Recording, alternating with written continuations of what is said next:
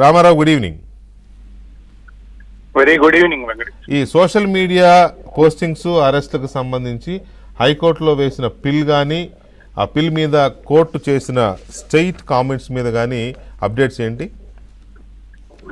వెంకటకృష్ణ, నిన్న ఈ రోజు 2 రోజులు కూడా, నిన్న అయితే హైకోర్టు ప్రధాన న్యాయమూర్తి ధర్మాసనం, ఈ రోజు హైకోర్టులో మరో బెంచ్ కూడా ఈ సోషల్ మీడియాలో పెడుతున్న అభ్యంతరకర పోస్టులపై చాలా సీరియస్ వ్యాఖ్యలు చెప్పింది. ఇంతకుముందు మీరు చెప్పినట్టు నిన్న సీనియర్ జర్నలిస్ట్ విజయబాబు ఏదైతే పిల్ వేశారో ప్రజా ప్రయోజన వ్యాజ్యం, ఇటువంటి ప్రయోజన వ్యాజ్యాలను హైకోర్టు ఎట్టి పరిస్థితుల్లో అనుమతించబోదు అని చెప్పారు.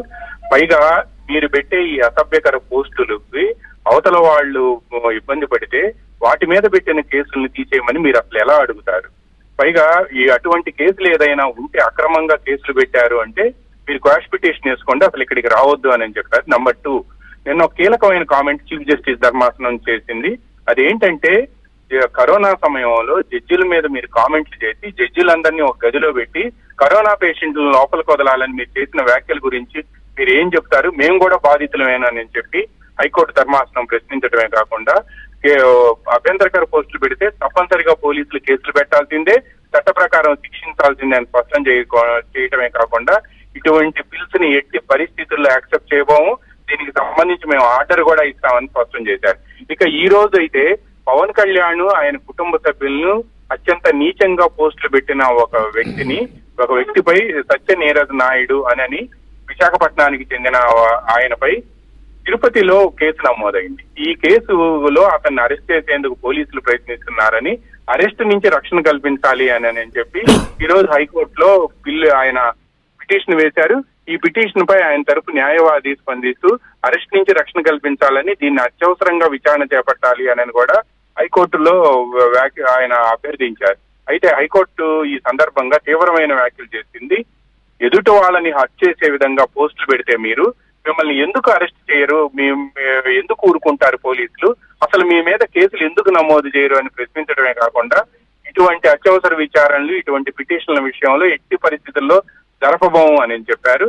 అయితే మాకు మీరు విచారణ వచ్చే వారం రోజులకు వాయిదా వేస్తే అప్పటి వరకు మాకు అరెస్ట్ నుంచి రక్షణ కల్పించండి అని చెప్పి న్యాయవాది ఆయన సత్యనీరజ్ నాయుడు తరపు న్యాయవాది అభ్యర్థిస్తే, అరెస్ట్ నుంచి రక్షణ కల్పించే ప్రసక్తే లేదు, మీరు ఎదుటి వాళ్ళని హత్య చేసే విధంగా అసభ్యకరమైన పోస్టులు పెడితే మీ మీద పోలీసులు కేసు పెట్టారు, అటువంటప్పుడు మీకు అరెస్ట్ నుంచి రక్షణ ఎలా కల్పిస్తాము అని చెప్పి కూడా న్యాయమూర్తి ప్రశ్నించారు.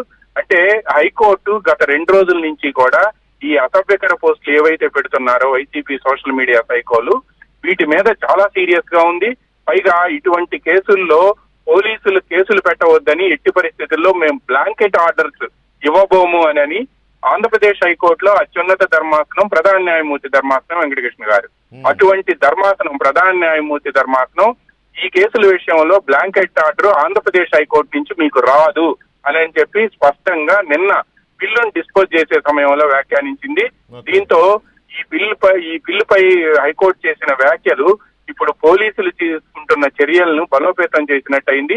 అసభ్యకర పోస్టులు ఏ పార్టీ వాళ్ళు పెట్టినా, ముఖ్యంగా మహిళలను కించపరుస్తూ ఎవరు పెట్టినా కూడా ఎట్టి పరిస్థితుల్లో ఉపేక్షించవద్దని హైకోర్టు పరోక్షంగా పోలీసులకు స్పష్టం చేసింది. కామెంట్స్ తర్వాత కోర్టు ఈ రకంగా నిన్న కానీ ఇవాళ కానీ ఇచ్చిన ఈ కామెంట్స్ తర్వాత ఈ సోషల్ మీడియా, ఈ సోషల్ సైకోల విషయంలో పోలీసుల యాక్షన్స్ ఇంకా స్పీడ్ అందుకునే అవకాశం ఉందా?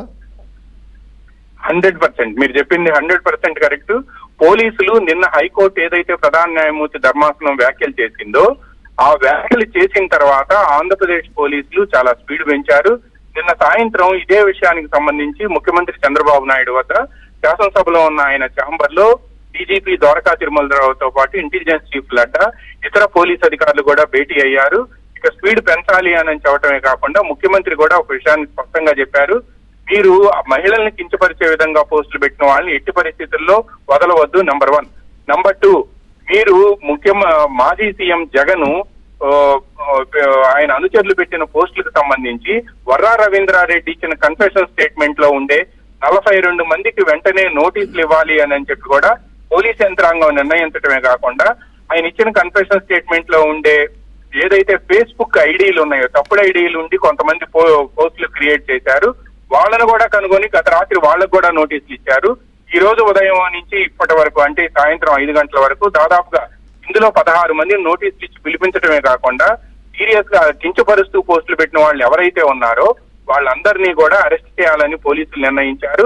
మరో కీలకమైన అంశం ఏంటంటే గుడివాడలో జరిగిన ఒక కేసుకు సంబంధించి నమోదైన ఒక కేసుకు సంబంధించి హైదరాబాద్ లో ఉంటున్న మాజీ సీఎం కు సంబంధించిన సమీప బంధువు ఎవరైతే సోషల్ మీడియా పోస్ట్ లో కీలకంగా వ్యవహరిస్తున్నారో సోషల్ మీడియా కంటెంట్ తయారీలో కీలకంగా వ్యవహరిస్తున్నారో అతన్ని అరెస్ట్ చేసేందుకు కూడా ప్రత్యేక బృందాలు వెళ్ళాయని మనకు సమాచారం అందింది. మొత్తానికి హైకోర్టు చేసిన వ్యాఖ్యలతో